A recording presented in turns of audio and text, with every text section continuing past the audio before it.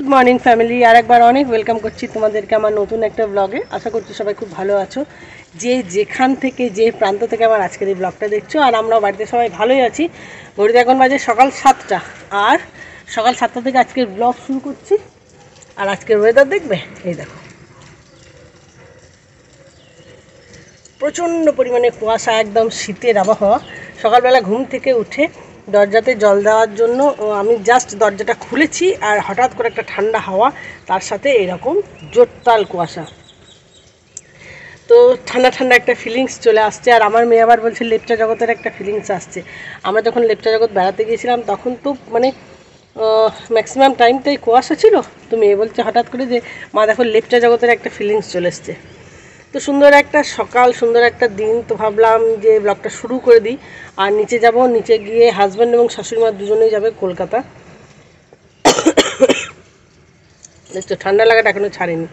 তো ওদেরকে একটু রান্না বান্না করে দেবো, একটু ভাত করে দেবো। ভাত অ্যাকচুয়ালি হয়েই আছে, ভাতটা আরেকবার গ্যাসে বসাতে হবে, মানে পুরো ভাতটা সিদ্ধ হয়নি, পুরো ভাতটা সিদ্ধ হয়নি। ভাতটা একবার গ্যাসে বসিয়ে দেবো। তো ওরা চলে যাবার পর বাড়ির যাবতীয় যা কাজকর্ম আছে সেগুলো সমস্ত করব। বিছানা তোলা আছে, সব কিছু আছে। তো সকালটা তোমাদেরকে আরেকবার ক্যামেরাটা ঘুরিয়ে দেখাই, আর সবাই কমেন্ট করো যে তোমাদের সাইডে এরকম সকাল হয়েছে নাকি। সকাল থেকে উঠে কেন জানি না আমার হেঁচকে উঠছে, আর কেমন একটা ফিলিংস হচ্ছে। তো সকালে 1 কাপ চা খেয়েছি, জাস্ট র চা, আর কিছুই খাইনি। তো চলো একবার ক্যামেরাটা ঘুরিয়ে দেখাই, পরে আবার এসে কথা বলছি। দেখো কি ওয়েদার, গাছের ফাঁকে কিছু দেখাই যাচ্ছে না, এই যে। আর এই দূরে বাড়িগুলো দেখো পুরো সাদা, একদম কুয়াশায় ভর্তি। যদিও এটাই কাম্য, এই সময়ে এই সমস্ত কুয়াশা হবে এই শীতের শুরুতে বা শীতের মধ্যে, এটাই কাম্য। চলো এই সুন্দর সকালে আজকে তোমাদের দেখিয়ে দিই যে আমার ছাদ বাগানে কী কী ফুল ফুটেছে, যেটা আমি মাঝে মাঝেই মানে প্রায়ই তোমাদের দেখাই। তো দেখো সুন্দর সুন্দর সাদা অপরাজিতা ফুটেছে একদম সকালে, ঠিক আছে। এই যে এখানেও ফুটেছে, একদম এক সাইড থেকে দেখাতে শুরু করি। এনাদের আগমন হয়েছে, এই যে, এই যে উড়ে চলে গেল। আর এদিকে দেখি চলো, একটা অরেঞ্জ কালারের জবা ফুটেছে। আর দেখো এই গোলাপ গাছের মধ্যে না কি সুন্দর শিশিরগুলো পড়েছে, দিয়ে ভালো লাগছে। মাকড়সার জাল হয়েছে, তার মধ্যে শিশিরগুলো পড়েছে। আর দেখি কী কী ফুল ফুটেছে, এই দেখো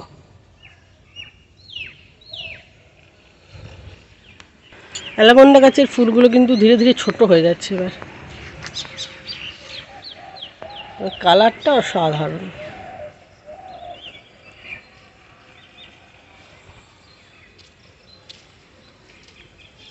জবা ফুলগুলো এখনও ঠিকঠাক ফোটেনি। আর একটা জিনিস দেখো, এটা সাদা জবা ফুলের গাছ, আর এর মধ্যে না মাঝে মাঝে একটা করে গোলাপি জবা হয়। এই যে গোলাপি জবা একটা ফুটেছে, ফুলটা ফুটুক, বেলার দিকে ফুটলে তোমাদেরকে দেখাবো। এই যে একটা জবা ফুটেছে, আর এদিকেও ছোট হয়ে গেছে ফুলগুলো। আজকে ভেন্ডি গাছে একটা দারুণ ফুল ফুটেছে।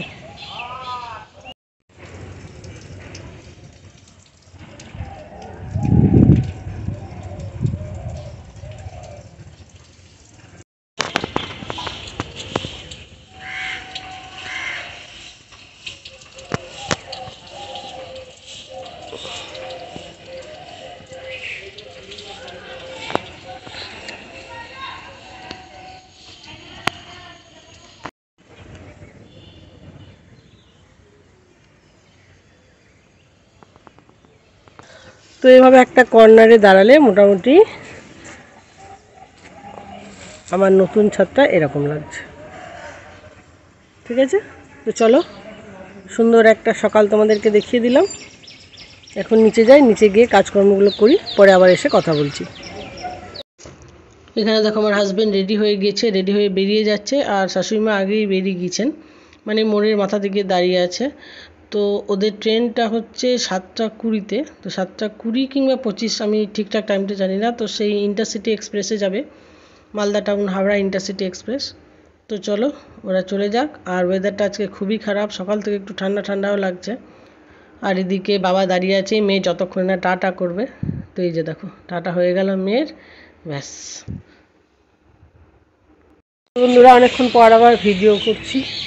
আর স্নান করে এসেছি, এখন ঠাকুরের জন্য ফুল তুলবো। আর কি রোদ উঠেছে দেখো, তাকাতে পারছি না, একটু ঘুরে তাকায়। তো ঠাকুরের জন্য ফুল তুলবো, সেজন্য ছাদে এলাম। আর যে ফুলগুলো ফোটেনি সে ফুলগুলো পুরোপুরি ফুটে গিয়েছে। চল একবার দেখি, বেশ ভালো লাগে তাই না? তারপর ফুল তুলবো ঠাকুরের জন্য। ভেন্ডি জবাগুলো ফুটে গিয়েছে, পুরোপুরি না ফুটলেও মোটামুটি ফুটেছে। আর ওদিকে যে গোলাপি ফুলটা তোমাদেরকে দেখাবো বলেছিলাম, যে সাদা গাছে গোলাপি ফুল ফুটেছে, এখানে আছে। এই যে দেখো সাদা জবার গাছ, কিন্তু এক পিস গোলাপি ফুটেছে এখানে। এই যে এটা কিন্তু হয়, আমি অনেকের বাড়িতে দেখেছি সাদা ফুল গাছে গোলাপি ফুল ফোটে। তো চলো চটপট ফুলগুলো তুলি।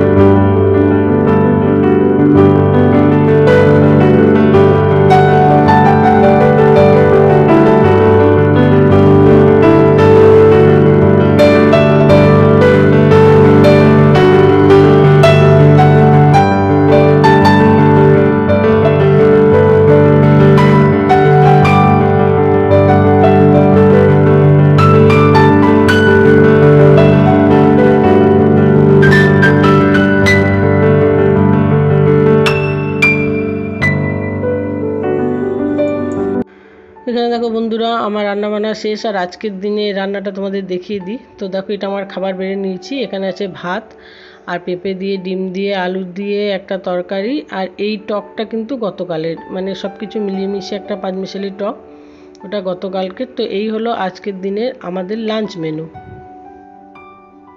এদিকে আমার খাওয়া দাওয়া সমস্ত হয়ে গিয়েছে। আর এসেছি নতুন ঘরে, নতুন ঘরে কিছু জিনিস তোমাদেরকে দেখাবো বলে। নতুন ঘরটা একটু একটু করে কাজ হচ্ছে। আর ভিতরটা কেমন অন্ধকার দেখো। এই রুমটাতে এখনো জানলাটা বের করা হয়নি, জানলাটা ফোটাতে হবে। এই ভিতরটা একদম অন্ধকার, এখানে জানলাটা ফোটানো হয়নি, জানলাটা ফোটানো হবে। আর জলের পাইপলাইনের কাজ তো শেষ হয়ে গিয়েছে, ইলেকট্রিকের কাজ হচ্ছে। তো সেই কাজটাও তোমাদেরকে দেখাবো কতদূর কী হয়েছে। এই দরজাটা খুলে রাখলে বেশ সুন্দর আলো আসছে। এই যে দেখো এখানে সমস্ত কাটাকাটি চলছে। চলো ক্যামেরাটা ঘুরিয়ে তোমাদেরকে একবার দেখিয়ে দিই যে ইলেকট্রিকের কি কাজ হচ্ছে, মানে কি কত দূর হয়েছে। চলো তোমাদের সাথে একটু শেয়ার করি। দেখো এখন চলে এসেছি আমার নতুন ঘরে। এখানে একটা জানলা ফোটানো হবে, এই ঘরটা একটু অন্ধকার। আর এদিকে এই ঘরের এই যে ইলেকট্রিকের যে বোর্ডগুলো লাইটের, সেগুলো সমস্ত কাজকর্ম চলছে। এই যে এদিকে আছে, এদিকে আছে। আর এই গলিটাতে এখন পুরো পাথর আছে।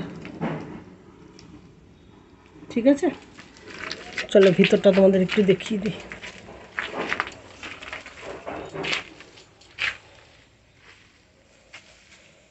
এই যে দেখো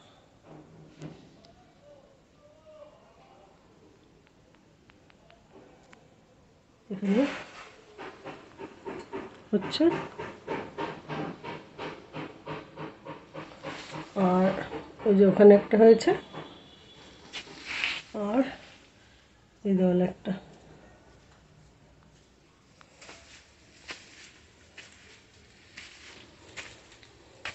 পুরো ঘরের অবস্থা এখন খুবই খারাপ। আর এই যে এখানে একটা, এখানে একটা, এই যে, আর ওখানটায়।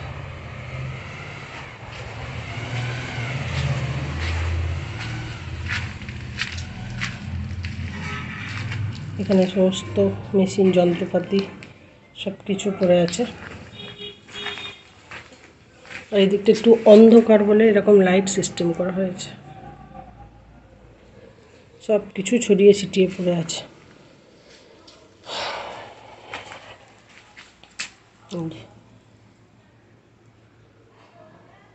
একটা বোর্ড, এখানে একটা বোর্ড, আর ডাইনিং রুমের জানলা, এই জন্য জানলাটা তো বড়, এখানে রান্নাঘর হবে। দেখো এখানে একটা বোর্ড বসেছে, আর এই যে এই একটা বোর্ড। আর জলের পাইপলাইনের কাজ তো শেষ হয়ে গিয়েছে। এই যে এখানে একটা বোর্ড বসেছে, আর জলের কাজ সমস্ত শেষ। জলের পাইপলাইনের দেওয়াল সমস্ত কনসিল করা হয়ে গিয়েছে। এই যে এই হচ্ছে আপাতত আমার এই নতুন ঘরের খবর।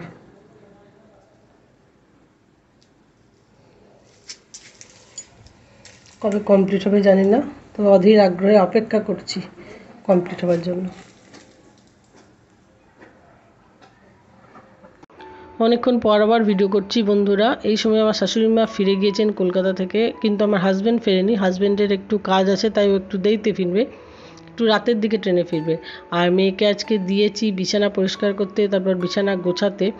আসলে কি হয়, এই বাচ্চাদেরকে একটু একটু করে এই সমস্ত কাজ শেখালে, মানে যখন ওরা পরবর্তী জীবনে গিয়ে পৌঁছাবে বা যখন একটু একটু করে বড় হবে, তখন ওদের কোনো অসুবিধা হবে না। তাই আমি জুহুকে সবসময় চেষ্টা করি একটু একটু করে কাজ শেখাতে। হয়তো ছাদে থেকে জামা কাপড় নিয়ে এলাম, ছোটো ছোটো দু একটা জিনিস ওকে দিয়ে ভাঁজ করাতে শেখাই। তারপরে এই যে বিছানাটা পরিষ্কার করতে, তো এই বিছানাটা পরিষ্কার করতে জুহু এমনিতেই খুব ভালোবাসে। তো দেখো কি সুন্দর বিছানা পরিষ্কার করবে, সমস্ত কিছু নামিয়ে চাদর টান টান করবে, এগুলোকে পরিষ্কার করে মানে ঝাঁটা দিয়ে ঝাড়বে। তারপর যেটা যার বালিশ সেটা তার জায়গায় রেখে দিয়ে সুন্দর করে বিছানাটা গুছিয়ে নেবে। আর এই সমস্ত অভ্যাসের জন্য বাচ্চাদের মানসিকতা, চারিত্রিক গুণ সেগুলোরও মানে পরিবর্তন হয়, সেগুলোও ভালো হয়। তো আমরা সবসময় মেয়েকে এই জন্য চেষ্টা করি একটু একটু কাজ করাতে। যেমন কোনো খাবার খেলো তো সঙ্গে সঙ্গে সেটাকে তুমি একদম ধুয়ে রেখে দাও, পরবর্তী ক্ষেত্রে যাতে পরনির্ভরশীল না হয়, যাতে ওদের জীবনটা আরও সুন্দর হয়ে ওঠে, সেই জন্য আমাদের বাবা মাদের এই ধরনের একটু আধটু কাজ করতে হয়। আর এমনিতেই প্রতিটা মানুষ যদি নিজের কাজ নিজে করে নেয় বা নিজের কাজটা করতে শেখে, তাহলে সেটা তার ক্ষেত্রে খুবই ভালো হয়। তো জুহু এখন কিন্তু প্রচণ্ড ক্লান্ত হয়ে গেছে, এমনিতে একটু বিরক্তও হয়ে যাচ্ছে, বলছে এতগুলো বালিশ দেখো শুয়ে পড়লো। আর দেখো একটা শাড়ি দেখাচ্ছি, এই শাড়িটা আমার শাশুড়িমা একটু আগে কলকাতা থেকে নিয়ে এসছেন। আর এই শাড়িটা দেখা মাত্রই আমার একজনের মুখটাই মনে পড়ছিল, পৌলমিদি। তো পৌলমিদি আমার হাজব্যান্ডের নিজের দিদি নয়, কিন্তু পৌলমিদি বেশ ভালো, মানে শাসন ভালোবাসা সব কিছু মিলেমিশিয়ে একটা দিদি দিদি ভাব আর কি। ভীষণ ভালো, ভীষণ মিষ্টি একটা মানুষ। তো এই শাড়িটা ভাবছি পৌলমিদিকে দেবো। খুব তাড়াতাড়ি পৌলমিদির বাড়ি যাব, তখন তোমাদের সাথে শেয়ার করব। তো শাড়িটা কেমন হয়েছে তোমরা কমেন্ট করে জানিও। আর এ ধরনের গিফট পেয়ে পৌলমিদিও নিশ্চয়ই খুশি হবে। তো চলো আজকে এই পৌলমিদিকে যে শাড়িটা দেবো সেই শাড়িটাই দেখিয়ে ভিডিওটা শেষ করছি। যদি ভালো লাগে লাইক কমেন্ট শেয়ার করো। দেখা হবে নতুন আর একটা ভিডিওতে।